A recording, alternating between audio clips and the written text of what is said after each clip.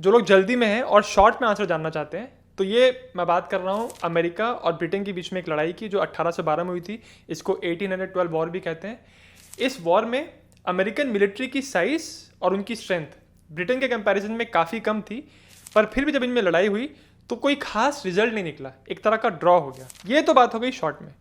अब हम बात करेंगे इस कॉन्फ्लिक्ट के बारे में विस्तार से। अगर आज आप यूएस और यूके को देखें तो ये शोले मूवी के जय वीरू की तरह है। ये सच बात है कि मैं यकीन से कह सकता हूँ कि अगर आप अमेरिका में जाएं और 100 लोगों को खड़ा करें और उनसे पूछिए कि आपको क्या लगता है कि आज की तारीख में अमेरिका का सबसे बड़ा एलाई कंट्री कौन सा है, तो मैं कॉन्फिडेंटली कह सकता हूँ कि 70 से ज़्यादा लोग कहेंगे कि ब्रिटेन उनका सबसे बड़ा एलाई है। पर यह आज की बात है। अगर आप 1812 में यही सवाल 100 अमेरिकन से पूछते तो वो ब्रिटेन को गाली दे रहे होते। वो कह रहे होते कि ब्रिटेन के लोग इंपीरियलिस्ट हैं। तो आज जो देश भाइयों की तरह एलाइज हैं, ऐसी क्या बात थी कि 1812 में ये एक दूसरे के जान के दुश्मन थे? आखिर ऐसा क्या हो गया कि ब्रिटेन यूएस की राजधानी वॉशिंगटन डीसी में गया, वहां पे जाके उनके व्हाइट हाउस यानी राष्ट्रपति भवन को आग लगा दी थी? इतनी हालत क्या खराब हो गई थी? इन सारी बातों के बारे में विस्तार से चर्चा करेंगे इस वीडियो में।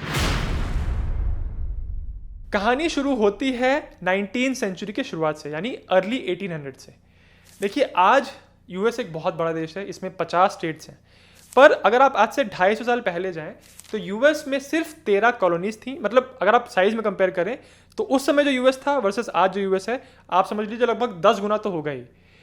ये जो 13 कॉलोनीज थी, ये कॉलोनीज को कंट्रोल कर रहा था अटलांटिक महासागर के दूर बैठा एक दूसरा देश, ब्रिटेन। अब जैसा नॉर्मली होता ही है, जब कोई दूसरा देश, कोई फॉरेन पावर आपके देश को चला रहा होता है, कंट्रोल कर रहा होता है, तो ये बहुत साधारण सी बात है कि आपके देश में उस देश के प्रति विरोध की भावना और नफरत की भावना पैदा होने लगती है। ऐसा ही कुछ अमेरिका की कॉलोनीज में भी हुआ। 1765 में अमेरिका के अंदर वो भावना जगने लगी कि हमको ब्रिटेन से अलग होना है, आज़ाद होना है। ये जो शुरू हुआ, इसको अमेरिकन रिवोल्यूशन कहते हैं। और 1775 में आके इस रेवोल्यूशन ने एक मिलिट्री का भी रूप ले लिया। और अगले ही साल 1776 अमेरिकन हिस्ट्री का आई थिंक सबसे इंपॉर्टेंट साल है वो, जब अमेरिका के कुछ पॉलिटिकल लीडर्स और मिलिट्री लीडर्स एक साथ आए और उन्होंने मिलके एक कमरे में बैठ के एक फैसला किया कि हम आज ये डिक्लेयर करते हैं कि आज के बाद से अमेरिका की कॉलोनीज एक आज़ाद देश होगा, ब्रिटेन के नीचे नहीं होगा। और उन्होंने बैठ के एक डॉक्यूमेंट पे साइन किया था, इसको डिक्लेरेशन ऑफ इंडिपेंडेंस कहते हैं। और ये साइन हुआ था 4 जुलाई 1776 को। इसलिए आज भी अमेरिका के अंदर 4 जुलाई को इंडिपेंडेंस डे मनाया जाता है। पूरे अमेरिका में इस दिन छुट्टी होती है। इनफैक्ट एक हॉलीवुड मूवी है जिसमें निकोलस केज हीरो थे, उसमें बहुत अच्छा कॉन्सेप्ट दिखाया है कि डिक्लेरेशन ऑफ इंडिपेंडेंस जो कागज पे साइन हुआ है, उस कागज के पीछे एक कोड छुपा हुआ है और उस कोड से आप एक हिडन नक्शा, एक हिडन ट्रेजर ढूंढ सकते हैं। अगर आपको इस पिक्चर का नाम पता है, कौन सी पिक्चर की बात कर रहा हूँ, तो मुझे कमेंट्स में बताना। यूएस का जो इंडिपेंडेंस है उसको अगर आप इंडिया से कंपेयर करें तो बहुत अनोखा और विचित्र है यूएस का इंडिपेंडेंस। जैसे इंडिया आज़ाद हुआ था 15 अगस्त 1947 को। उस दिन अंग्रेज भारत छोड़ के चले गए थे, पर अमेरिका में ऐसा नहीं हुआ। उन्होंने इंडिपेंडेंस का डिक्लेरेशन साइन किया 4 जुलाई को, और 4 जुलाई छोड़िए, 5 जुलाई छोड़िए, आगे सालों तक ब्रिटेन के लोग अमेरिका में ही थे और लगातार अमेरिकन से लड़ाई कर रहे थे।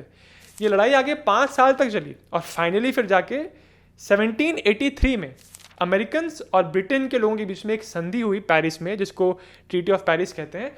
और इस संधि में, इस ट्रीटी के अंदर फिर फाइनली ब्रिटिश लोगों ने माना कि चलो भाई ठीक है, आप जो 13 कॉलोनीज हैं आप उनको लेके आज़ाद हो जाओ, हम आपको एक इंडिपेंडेंट कंट्री की तरह रिकॉग्नाइज करते हैं। तो जब अमेरिका एक स्वतंत्र देश बन गया, उनको ब्रिटेन ने रिकॉग्निशन दे दिया, तो 1789 में अमेरिका में पहले प्रेसिडेंट का चुनाव हुआ। इनका नाम था जॉर्ज वॉशिंगटन। 1789 में प्रेसिडेंट बने। इनके बाद 1792 में फिर से इलेक्शन हुआ, फिर से प्रेसिडेंट बन गए। उसका रीज़न ये था कि अमेरिकन रिवोल्यूशनरी वॉर में इनका बहुत इंपॉर्टेंट योगदान था। इन्होंने अमेरिकन फोर्सेस को लीड किया था ब्रिटिश फोर्सेस के अगेंस्ट। तो अमेरिका के अंदर जॉर्ज वॉशिंगटन की बहुत इज्जत थी। 1797 जब आया तो फिर से लोगों ने इनको कहा कि आप ही प्रेसिडेंट बने रहिए, पर तब वॉशिंगटन ने कहा कि नहीं भाई, अब ये ठीक नहीं होगा, अब किसी और को मौका मिलना चाहिए। तो उनके जो वाइस प्रेसिडेंट थे, जो उनके प्रेसिडेंसी के टाइम जो अमेरिका के उपराष्ट्रपति थे, उनका नाम था जॉन एडम्स, फिर वो प्रेसिडेंट बने। तो जॉर्ज वॉशिंगटन के बाद जॉन एडम्स, और ये दोनों जो व्यक्ति थे ये फेडरलिस्ट पार्टी के थे। इनके बाद जो प्रेसिडेंट बने उनका नाम था थॉमस जेफरसन। अच्छा, पहले ये सुन लीजिए कि पहले जो 2 प्रेसिडेंट थे, वॉशिंगटन और जॉन एडम्स, इनकी पॉलिसी ये थी कि ब्रिटेन के साथ हमको अच्छे रिलेशंस बना के रखने हैं, क्योंकि ब्रिटेन अभी भी हमारे देश से गया है, हमारा नया देश है, हमको अभी उतना आइडिया नहीं है कि इकोनॉमिक पॉलिसी कैसे बनाते हैं, फॉरेन पॉलिसी कैसे होती है। तो उन्होंने कहा था कि हम ब्रिटेन के साथ अपने रिलेशंस को अच्छा मेंटेन करके रखेंगे, उसके बदले में हमको कुछ ऐसी डील्स करनी पड़ रही हैं, कुछ ट्रेड डील्स करनी पड़ रही है, तो हम कर लेंगे, कोई बात नहीं, पर अभी हमारे रिलेशंस अच्छे होने चाहिए। जो तीसरे प्रेसिडेंट बने, थॉमस जेफरसन, उनका जो तेवर था वो बिल्कुल अलग था। वो कह रहे थे भाड़ में जाए, ब्रिटेन के साथ अच्छे रिलेशंस के कोई मतलब नहीं है, ये एक इंपीरियल कंट्री है, इन्होंने हमको ऐसे गुलाम बना के रखा था पहले पावर से, और अब ये ऐसी इकोनॉमिक ट्रेड डील से हमको कंट्रोल करने की कोशिश कर रहे हैं। तो जेफरसन का ये मानना था कि ये सारी जो इन्होंने चीजें की हुई है इनको हम रिवर्स करेंगे। पहले जो 2 प्रेसिडेंट्स थे वो फेडरलिस्ट पार्टी के थे, जेफरसन थे अलग पार्टी के, इनकी पार्टी का नाम था डेमोक्रेटिक रिपब्लिकन्स, जिनको रिपब्लिकन्स भी कह देते हैं लोग। पर ध्यान रखिए, आज अमेरिका में 2 मेन पार्टीज हैं, डेमोक्रेटिक पार्टी और रिपब्लिकन्स। उस समय जो 2 मेन पार्टीज थी, एक थे फेडरलिस्ट्स और एक थे डेमोक्रेटिक रिपब्लिकन्स, वो एक ही लोग थे। और बाद में जाके 1854 में रिपब्लिकन्स एक अलग पार्टी बन गई। पर बहरहाल ये जो इस पार्टी से आए थे, उस पार्टी की नीति एंटी ब्रिटेन थी। अब कमाल की बात यह है कि जब जॉन एडम्स प्रेसिडेंट थे, उस समय वाइस प्रेसिडेंट थे थॉमस जेफरसन। तो अब देखिए, जो प्रेसिडेंट है वो एक पार्टी के हैं, वाइस प्रेसिडेंट अलग पार्टी के हैं। आज ऐसा अमेरिका में नहीं हो सकता। अगर आज अमेरिका के प्रेसिडेंट ट्रंप हैं जो रिपब्लिकन पार्टी के हैं, तो उनके जो वाइस प्रेसिडेंट हैं जेडी वैंस, वो भी रिपब्लिकन पार्टी के होंगे। पर उस समय ऐसा नहीं था, और इसी की वजह से आगे आगे बहुत कॉम्प्लिकेशन भी हुआ। बहरहाल जो पहले 2 प्रेसिडेंट्स थे, वॉशिंगटन और जॉन एडम्स, उनका ये मानना था कि हमको अपनी देश की मिलिट्री को स्ट्रॉन्ग करना चाहिए, यूएस नेवी को स्ट्रॉन्ग करना चाहिए। तो जॉन एडम्स ने ऐसे बहुत सारे कानून बनाए थे जिससे यूएस नेवी पे खर्चा किया जा रहा था, नई वॉरशिप्स बनाने का प्लान हो रहा था, और जो वॉरशिप्स उनके पास थी उनका बहुत मेंटेनेंस हो रहा था। पर थॉमस जेफरसन ने इस चीज़ को भी चेंज कर दिया। उन्होंने कहा कि हम मिलिट्री पे एक्सपेंडिचर कम करेंगे, और ये जो नेवी को आप बढ़ाने की बात कर रहे हो, नई वॉरशिप बनाने की बात कर रहे हो, सबको बंद करो। इनफैक्ट जो उनके पास एग्जिस्टिंग वॉरशिप्स थी उनका भी मेंटेनेंस, इस पे भी उन्होंने ध्यान नहीं दिया। तो एक तरफ वो एंटी ब्रिटेन बात कर रहे थे, ब्रिटेन के अगेंस्ट जाने की बात कर रहे थे, और दूसरी तरफ अपनी मिलिट्री को वो स्ट्रांग नहीं बना रहे थे। तो ये 2 चीजें आगे जाके बहुत प्रॉब्लम क्रिएट करने वाली थी। ये तो सारी बात हो गई नॉर्थ अमेरिका की। अब हम थोड़ा चलते हैं अटलांटिक के उस तरफ, हम पहुंचते हैं यूरोप में। उस जमाने में यूरोप में एक व्यक्ति ने पूरे यूरोप की नाक में दम करके रखा था। ये कहना गलत नहीं होगा कि पूरे यूरोप को अपने घुटनों पे लेके आ गया था वो। उस व्यक्ति का नाम है नेपोलियन बोनापार्ट। फ्रांस का एम्परर था वो, और सिचुएशन ऐसी बन गई थी कि यूरोप के सारे एम्पायर्स, सारे कंट्रीज या तो नेपोलियन से लड़ाई में हार चुके थे, या नेपोलियन के साथ संधि कर चुके थे कि भाई हमको माफ करो, आप जो भी कहोगे हम मान लेंगे। ये सिचुएशन आ गई थी। ब्रिटेन एकमात्र ऐसा कंट्री था जो ऐसे कहने के लिए तो यूरोप का हिस्सा था, पर यूरोप से जुड़ा हुआ नहीं था, एक आइलैंड कंट्री है वो। तो इसकी वजह से जैसे बाकी कंट्रीज को लैंड इन्वेजन्स करके नेपोलियन ने एक एक करके हरा दिया था या आपने साथ कर लिया था, ये चीज़ वो ब्रिटेन के साथ नहीं कर पाया था। ये ब्रिटेन का जो एडवांटेज है ना, कि वो एक टापू कंट्री है, एक आइलैंड कंट्री है, इसका एडवांटेज उनको बार बार मिला है हिस्ट्री में। बहरहाल नेपोलियन के पास इतनी स्ट्रांग नेवी नहीं थी कि वो ब्रिटेन को इन्वेड करके हरा पाए। इसी वजह से ब्रिटेन एक ऐसा पावर था यूरोप का जो लगातार फ्रांस को और नेपोलियन को चैलेंज कर रहा था। तो ये वो समय था जब यूरोप में चल रहे थे नेपोलियनिक वॉर्स। ये कोई एक पर्टिकुलर लोकलाइज्ड वॉर नहीं था। इस नेपोलियनिक वॉर्स के अंदर बहुत सारी लड़ाइयाँ हुई हैं, जिनको war of the first coalition, war of the second coalition, ऐसे आगे बहुत सारे कोalition की लड़ाई हुई है, जिसमें जनरली एक तरफ फ्रांस होता था और दूसरी तरफ किसी ना किसी किंगडम का, किसी ना किसी कंट्री का कोalition होता था। कई बार प्रशियंस, ऑस्ट्रियंस एक साथ फ्रांस के साथ लड़ाई करते थे, कई बार प्रशियंस, ऑस्ट्रियंस, रशियंस, ब्रिटेन, ऐसे अलग अलग कोalition होता था। और इस कोalition में हमेशा फ्रांस के अगेंस्ट होते थे ब्रिटेन के लोग। तो ये कह सकते हो आप कि फ्रांस और ब्रिटेन लगातार लॉगर हेड्स पे थे, इनमें लगातार 36 का आंकड़ा था। अब अमेरिका सोच रहा था कि ये जो इनमें लड़ाई चल रही है ब्रिटेन और फ्रांस के बीच में, इस लड़ाई का हम फायदा उठा सकते हैं। कैसे? हमारे पास है जहाज और हमारे पास बहुत सारा अनाज है इन दोनों देशों को देने के लिए, और बहुत सारे और मटेरियल्स हैं जो हम इन दोनों देशों को दे सकते हैं। तो ये दो देश आपस में लड़ मड़ रहे हैं, तो इनको हम सामान बेचेंगे, इससे हमारी इकोनॉमी मजबूत होगी। ये चीज यूएस करने की कोशिश कर रहा था। अब आप यहां सोच सकते हैं कि ब्रिटेन को यह बात बिल्कुल पसंद नहीं आ रही थी। ब्रिटेन अमेरिका को देख रहा था और कह रहा था, अच्छा बेटा, कल तुम पैदा हुए हो, हमने कल तुमको आज़ाद किया है और तुम्हारी इतनी ज़रूरत कि हमारे अगेंस्ट जाके तुम फ्रांस को सामान दोगे। अच्छा, दूसरी बात यह भी थी कि अटलांटिक में उस समय ब्रिटिश नेवी का दबदबा था। ब्रिटिश नेवी ही अटलांटिक को कंट्रोल करती थी ट्रेड पे, ब्रिटेन से कोई चैलेंज उनको कोई कर नहीं पाता था। अब अमेरिकन शिप्स की इतनी ज़रूरत कि वो ब्रिटिश नेवी का जो दबदबा है उसको चैलेंज करें, अमेरिकन अपना व्यापार करने की कोशिश कर रहे हैं। ये सारी बातें किसी ऐसे इंसान को पसंद नहीं आती है जिसने सुप्रीमेसी बना के रखी है, और यही चीज़ ब्रिटेन के साथ भी हो रही थी। तो फाइनली फिर ब्रिटेन ने क्या किया, ब्रिटेन की गवर्नमेंट ने अपनी नेवी को ये ऑर्डर दे दिया कि अगर आपको अटलांटिक में कोई भी अमेरिकन शिप दिखती है जिसको देख के आपको ऐसा लगता है कि ये न्यूट्रल नहीं है, यानी ये फ्रांस की मदद कर रही है, तो ब्रिटिश नेवी को यह अधिकार होगा कि वो उस शिप को रोक के बोर्ड करके उस शिप को सीज कर सकती है, यानी उसको जब्त कर सकती है। अब एक बार आप सोच के देखिए अमेरिकन को कैसा लगा होगा। मैं नॉर्मल व्यापार कर रहा हूँ भाई, मैं आपके साथ भी व्यापार कर रहा हूँ, आपके दुश्मन के साथ भी कर रहा हूँ, मैं किसी का साइड नहीं ले रहा हूँ, पर आप कह रहे हो कि अच्छा तुम्हारी इतनी जरूरत, हम तुम्हारी शिप ही जब्त कर लेंगे अगर तुमने हमारे दुश्मन के साथ व्यापार किया तो। अब अमेरिकन के बाद पसंद नहीं आ रही थी कि कैसे ब्रिटिश लोग हमारी शिप को ऐसे जब्त कर रहे हैं, तो उन्होंने बहुत हल्ला मचाया। फिर ब्रिटेन ने कहा कि चलो ठीक है, अब पहले हम फ्रांस से लड़ाई कर रहे हैं, हम अब यूएस से फिर से लड़ाई नहीं करना चाहते। तो उन्होंने कहा चलो ठीक है, अगर आपको इतनी दिक्कत हो रही है तो ठीक है, हम आपकी शिप को अगर आप नेक्स्ट टाइम जब चेक कर रहे होंगे तो ज़्यादा ध्यान से चेक करेंगे। पर अभी भी एक ऐसी चीज़ थी, एक गले की फांस थी जो अटकी हुई थी। ब्रिटेन की एक पॉलिसी ऐसी थी कि उनके पास ये अधिकार था कि वो अमेरिकन शिप्स को रोक के उनको बोर्ड करके उन शिप्स की तलाशी ले सकते हैं और सेलर से, अमेरिकन सेलर से पूछताछ कर सकते हैं, और अगर उनको ऐसा कोई लगा कि इन सेलर्स में से कोई ब्रिटिश सेलर्स भी हैं, उनको वो पकड़ सकते हैं और अपने साथ अपने देश लेके जा सकते हैं। ये जो पॉलिसी है इसको इम्प्रेसमेंट की पॉलिसी कहते थे। अगर आप इसको ऊपर ऊपर से देखें तो उसमें कुछ गलत नज़र नहीं आता कि ठीक है, आपको लग रहा है कि हमारे शिप पे आपके देश के भगौड़े सेलर्स हैं, ठीक है, आप आके चेक कर लीजिए। ये वही बात हो गई कि अगर आप किसी दुकान से सामान खरीद के बाहर निकल रहे हैं और गेट पे आपको कोई रोक ले और बोले कि आप अपना सामान चेक कराओ, तो अगर आपने चोरी नहीं की है तो आप बोलोगे कि ठीक है चेक कर लो। पर इसका दूसरा पहलू ये है कि ये इंसल्टिंग होता है। आपने एक बार रोक लिया, आपने दूसरी बार रोक लिया, पर अगर आप बार बार रोक रहे हो तो हो सकता है कि मुझे बेइज्जती फील हो और मैं अगली बार आपकी दुकान पे नहीं जाऊंगा। पर अगर मुझे उसी दुकान पे जाना है, अटलांटिक महासागर से ही मेरा ट्रेड होना है, फिर मैं विरोध करूंगा, मैं कहूँगा भाई तुम ये नहीं कर सकते। बिल्कुल ऐसे ही अमेरिकन ने भी किया। उन्होंने कहा कि ये जो आपकी इम्प्रेसमेंट की पॉलिसी है ये गलत बात है, आप इतने लोगों को बार बार हमारी शिप पे आके चेक कर रहे हो और आपको कुछ सेलर्स को पकड़ना है तो आप सारे लोगों को चेक कर रहे हो और उसमें से आप पकड़ के लेके भी जा रहे हो।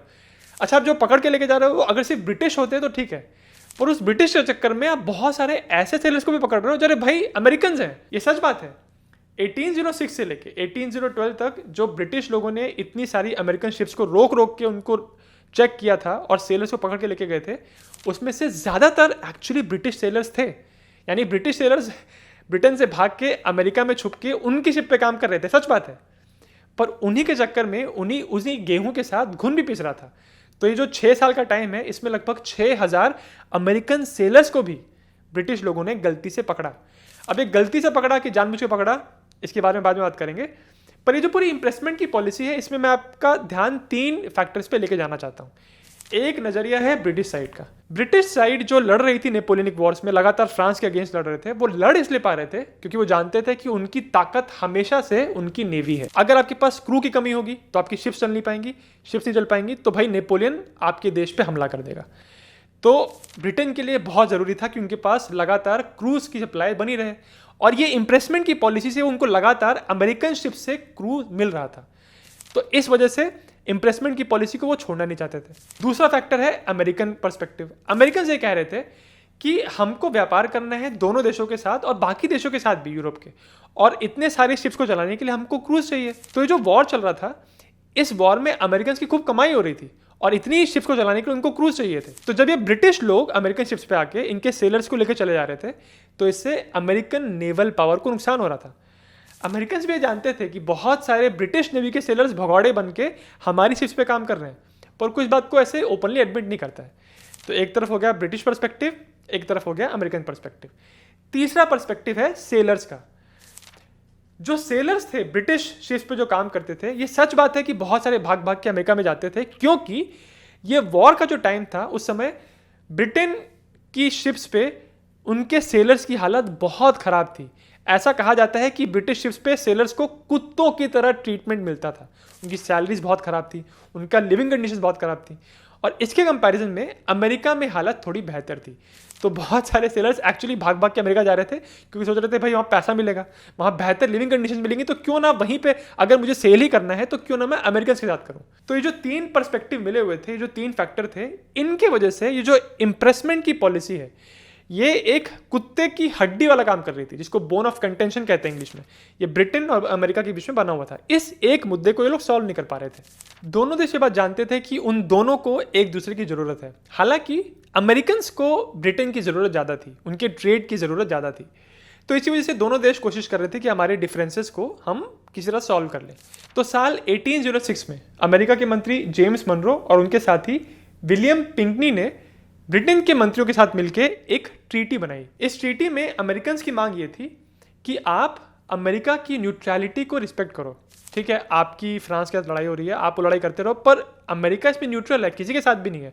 और आप बार बार हमारी शिप को जब्त कर रहे हो, हमारी शिप पे ऐसा इंस्पेक्शन कर रहे हो, इंप्रेसमेंट कर रहे हो, ये सब बंद करो। और दूसरी चीज़, ये इंप्रेसमेंट की जो पॉलिसी है भाई, इस पर कुछ काम करो आप। ये बार बार ऐसे आप हमारे अमेरिकन सेलर्स को पकड़ के ले जाते हो, ये बात सही नहीं है। ये अमेरिकन पक्ष था। ब्रिटेन का पक्ष ये था कि भाई इंप्रेसमेंट की पॉलिसी को हम बंद नहीं कर सकते, क्योंकि हमको अपनी नेवी को बना के रखना है। और जो हम इतने लोगों को अरेस्ट करते हैं आपके जहाज़ों से, उसमें से एक्चुअली बहुत सारे ब्रिटिश होते हैं, तो हम कैसे बंद कर दें? हम सही तो कर रहे हैं अपने सेलर्स को वापस अपने कंट्री में लेके आके। जो भी हो, 1806 में इन दोनों साइड्स ने इस ट्रीटी पे साइन कर दिया। अब ये सुन के लगता है कि चलो भाई कुछ इनमें समझौता हो गया, पर कहानी अभी बाकी है।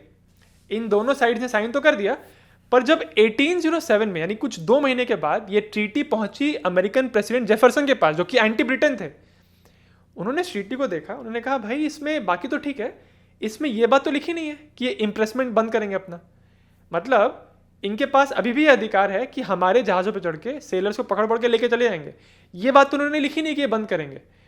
और दूसरी चीज़, इस ट्रीटी में ऐसा उन्होंने लैंग्वेज लिखी है जिससे ऐसा लग रहा है कि अगर हमने फ्रांस के साथ अपना जो व्यापार है उसको कंटिन्यू रखा तो ये हमसे इनडायरेक्टली लड़ाई कर लेंगे। ये इन्होंने डायरेक्टली नहीं लिखा है ट्रीटी में, पर ऐसा ये लोग कन्वे करने की कोशिश कर रहे हैं कि हम फ्रांस के साथ व्यापार नहीं कर सकते। तो जेफरसन के बाद बहुत बुरी लगी, क्योंकि एक तो ऑलरेडी वो एंटी ब्रिटेन सेंटीमेंट रखते थे, उसके ऊपर से उनको इस ट्रीटी में एक इंसल्ट फील हुई। तो यूएस में जो एक कानून होता है कि आपके पास कोई ट्रीटी आती है तो उसको आप यूएस के सेनेट के सामने लेके जाते हो, और सेनेट में उस ट्रीटी पे बहस होती है कि हाँ इसमें जो नियम कानून बताए जा रहे हैं इस ट्रीटी के अंदर वो सही है कि गलत। अगर सबकी सहमति हो गई तो उस ट्रीटी को ओके कर दिया जाता है, उसको रैटिफिकेशन कहते हैं।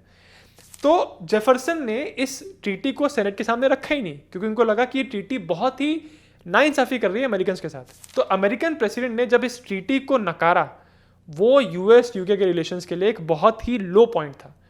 और उसके बाद और हालत ख़राब हुई। उसी साल 22 जून को एक घटना हुआ ऐसा कि ब्रिटिश नेवी की एक शिप HMS लेपर्ड ने एक यूएस नेवी की वॉरशिप USS चेसपिक को इंटरसेप्ट किया और कहा कि रोको रोको, हम आपकी शिप पे तलाशी लेंगे क्योंकि हमको लगता है कि आपकी शिप के ऊपर कुछ भगौड़े ब्रिटिश सेलर्स हैं। तो यूएस शिप के कमांडर ने कहा कि नहीं, ये आप नहीं कर सकते।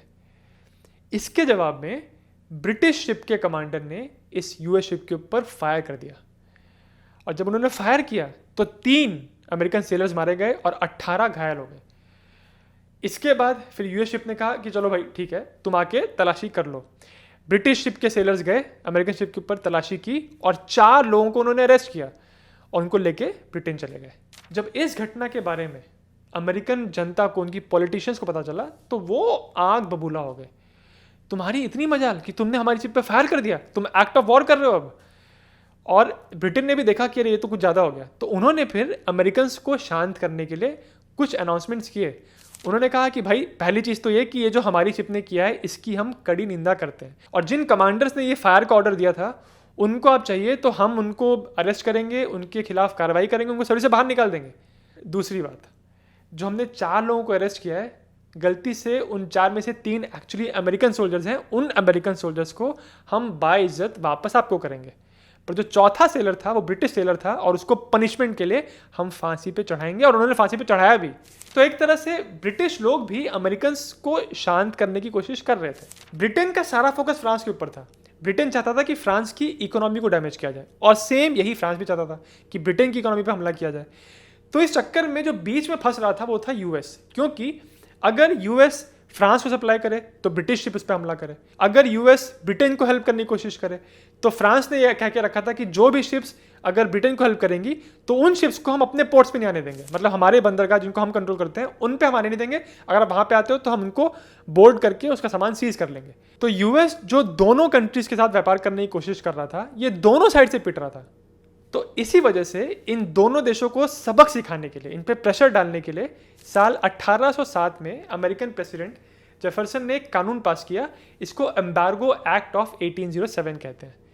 इस कानून में उन्होंने ये कह दिया कि बस अब इसके बाद अमेरिकन पोर्ट से कोई भी शिप जाएगी ही नहीं किसी भी और देश में ट्रेड करने के लिए, व्यापार करने के लिए, कोई सामान हम भेजेंगे नहीं बाहर।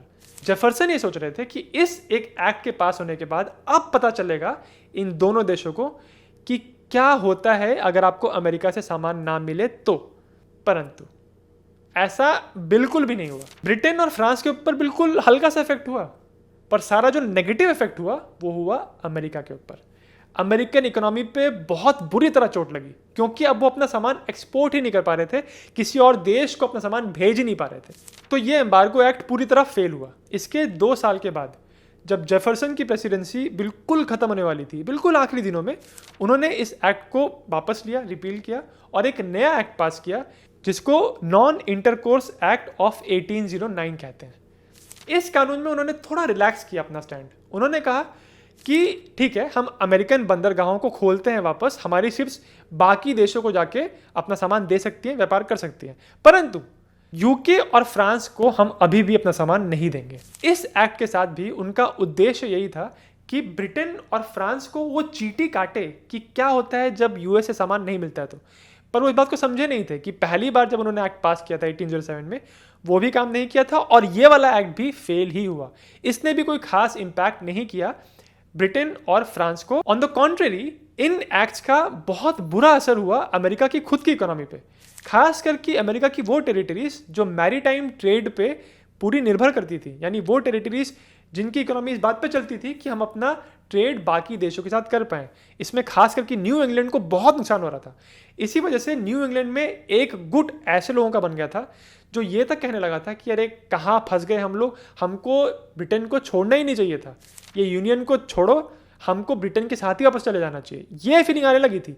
तो आप सोचिए, ये जो 2 एक्ट पास किए थे इन्होंने, ये इस इंटेंशन के साथ किए थे कि ब्रिटेन और फ्रांस को सबक सिखाया जाए, पर इसका इंपैक्ट इतना उल्टा पड़ गया था, इतना बैकफायर कर गया था ये, कि अब अमेरिका के अंदर एक सिविल वॉर की सिचुएशन बन रही थी। मार्च 1809 में अमेरिका के चौथे प्रेसिडेंट बने जेम्स मैडिसन। ये भी डेमोक्रेटिक रिपब्लिकन पार्टी के थे और ये भी एंटी ब्रिटेन विचारधारा रखते थे, और इनको विरासत में मिला अमेरिका की डूबती इकोनॉमी और साथ ही साथ नेटिव अमेरिकन के साथ बढ़ते हुए टेंशंस। हुआ यह था कि शाउनी लीडर्स टेकुमसे और उनके भाई टेंस्क्वातवा अपने नेटिव इंडियन ट्राइब्स को मिलाकर एक कॉन्फेडरेसी बनाने की कोशिश कर रहे थे। ये कॉन्फेडरेसी अमेरिकन कॉलोनीज के वेस्टवर्ड एक्सपेंशन को रोक रही थी, और इनका ये मानना था प्रेसिडेंट का कि ये नेटिव अमेरिकन इसलिए कर पा रहे हैं क्योंकि इनको ब्रिटिश एजेंट्स, ब्रिटिश लोग सपोर्ट कर रहे हैं कनाडा में बैठ के। और सपोर्ट कैसे कर रहे हैं? ब्रिटिश लोग इन नेटिव अमेरिकन को हथियार और पैसा भेज रहे हैं। तो ये सब देखते हुए अमेरिकन पॉलिटिशियंस कह रहे थे, जो रूलिंग पार्टी के थे,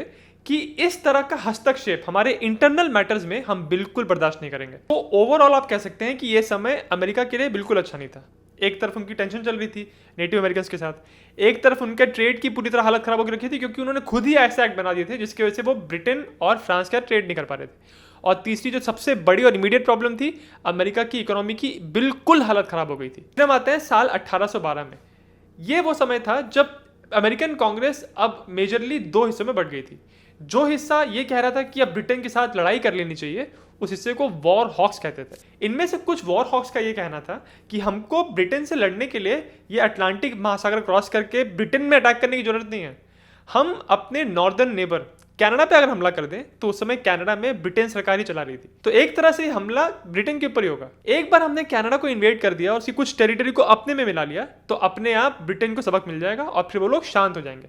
तो 1 जून को अमेरिकन प्रेसिडेंट जेम्स मैडिसन ने कांग्रेस के सामने कहा कि अब हमारी सारी तकलीफों का इलाज है कि हम ब्रिटेन से लड़ाई कर लें। जब ये प्रस्ताव उन्होंने लोगों के सामने रखा तो यहाँ एक बहुत बड़ी बहस छिड़ गई।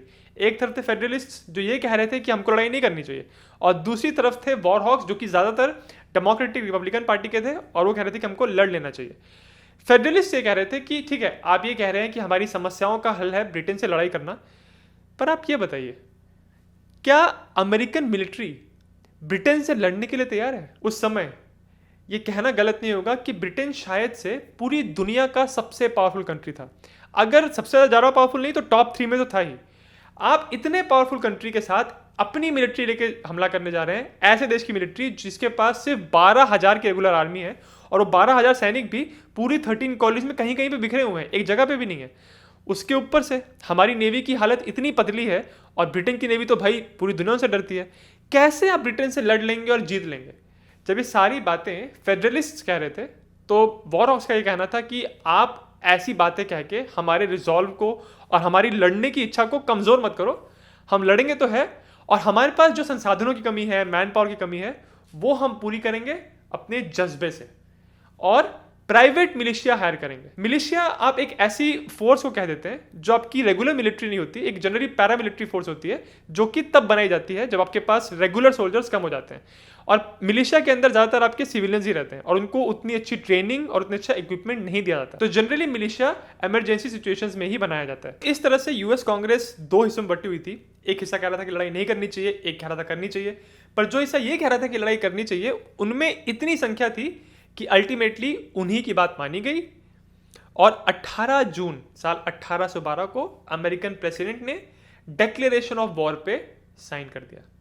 तो ये पहला वॉर था जो आजाद यूनाइटेड स्टेट्स किसी दूसरे कंट्री के ऊपर अनाउंस कर रहा था। अब यहां पे एक बहुत ही रोचक बात है, ये जो डिक्लेरेशन ऑफ वॉर साइन किया था उन्होंने, इसका जो सबसे बड़ा कारण था वो ये था कि ब्रिटेन अमेरिका की न्यूट्रलिटी को रिस्पेक्ट नहीं कर रहा है। और इसको अगर स्पेसिफिक्स में जाए इसके, तो हुआ ये था कि जब फ्रांस के लीडर नेपोलियन ने ब्रिटेन की इकोनॉमी पे हमला करने के लिए अपने यूरोपियन टेरिटरीज पे एक सिस्टम बना दिया था जिसको कॉन्टिनेंटल सिस्टम कहते थे। इस सिस्टम के अंतर्गत नेपोलियन ने कह रहा था कि फ्रांस और उनके सारे एलाइज, वो सारी टेरिटरीज जिनको फ्रांस कंट्रोल करता है, वो ब्रिटेन के साथ ट्रेड नहीं करेंगे। ये था कॉन्टिनेंटल सिस्टम। अब ब्रिटेन ये बात देख रहे थे कि ये सिस्टम इन्होंने बनाया है हमारी इकोनॉमी को अटैक करने के लिए, और ब्रिटेन भी एक पावरफुल कंट्री था। तो ऐसा नहीं था कि फ्रांस ने कानून बना दिया और ब्रिटेन बस मुंह ताक रहा था। उन्होंने फिर जवाबी कार्रवाई की और उन्होंने अपने कुछ लॉज बना दिए जिसको ब्रिटिश ऑर्डर्स ऑफ काउंसिल कहते हैं। इसके अंतर्गत उन्होंने ये कानून बना दिया कि अब कोई भी जहाज, कोई भी न्यूट्रल जहाज अगर फ्रांस में जाता है, उनके साथ ट्रेड करने की कोशिश करता है, तो पहले उस जहाज को ब्रिटेन आना पड़ेगा। ब्रिटेन में वो आएंगे, हमको सलाम करेंगे, हमको कर देंगे, टैक्स पे करेंगे, फिर हमको एक लाइसेंस देंगे, तब वो जाके फ्रांस के साथ इस तरह से ट्रेड कर सकते हैं। तो कोई भी न्यूट्रल कंट्री अगर फ्रांस के साथ व्यापार करना चाहती है तो पहले ब्रिटेन के पास जाके मत्था टेके। ये जो उनका कानून था, इस बात से अमेरिकन बहुत ज्यादा नाराज थे, क्योंकि वो ये कह रहे थे कि आप कौन होते हो ये बताने वाले कि हम किसके साथ व्यापार कर सकते हैं, किसके साथ नहीं। ये सबसे बड़ा बोन ऑफ कंटेंशन था। इस चीज की वजह से अमेरिकन सबसे ज्यादा नाराज थे, क्योंकि इसकी वजह से उनकी इकोनॉमी पे बहुत बुरा इंपैक्ट पड़ रहा था। तो 18 जून को ये जो डिक्लेरेशन ऑफ वॉर पे साइन किया था अमेरिकन प्रेसिडेंट ने, उनको इस बात का पता ही नहीं था कि 2 दिन पहले यानी 16 जून 1812 को ब्रिटेन इस बात के लिए राजी हो गए थे कि ठीक है, हम ये British orders of council cancel कर देते हैं अमेरिका के लिए। उन्होंने इस बात को मान लिया था कि चलो ठीक है, आप जाके डायरेक्टली फ्रांस के साथ व्यापार करो, हमारे पास आके हमको टैक्स देने की जरूरत नहीं है। तो ये वो बात हो गई कि जिस मेन पॉइंट पे आप नाराज थे और जिस बात से आप डिक्लेरेशन ऑफ वॉर पे साइन कर रहे थे, वो बात ही ब्रिटेन ने हटा दी थी। पर ये बात उस समय की है जब जो न्यूज है दो देशों के बीच में, उसको ट्रैवल करने में बहुत टाइम लगता था। तो 16 जून को ब्रिटेन ने ये ऑर्डर्स रिपील किए थे, ये कानून बंद कर दिया था, पर उसकी न्यूज जब तक अमेरिका में अटलांटिक ओशन क्रॉस करके पहुंची, तब तक अमेरिकन प्रेसिडेंट उस डिक्लेरेशन ऑफ वॉर पे साइन कर चुके थे, और साइन भी कर दिया और ये ब्रिटेन तक पहुंचा भी दिए न्यूज। तो 2 दिन बाद जब ब्रिटेन के पास से ये खबर पहुंची, तो उनको भी लगा कि अरे अब ये हम पे क्यों वॉर डिक्लेयर कर रहे हैं, हमने तो जो मेन प्रॉब्लम वाला मुद्दा था उसी को खत्म कर दिया। तो दोनों साइड्स अब बस बैठ के एक दूसरे का मुंह ताक रही थी कि करें क्या। अब एक साइड ने वॉर डिक्लेयर कर दिया और एक साइड कह रहा है कि अब तो कोई लड़ाई का मुद्दा ही नहीं रह गया। तो कुछ समय तक कुछ भी नहीं हुआ।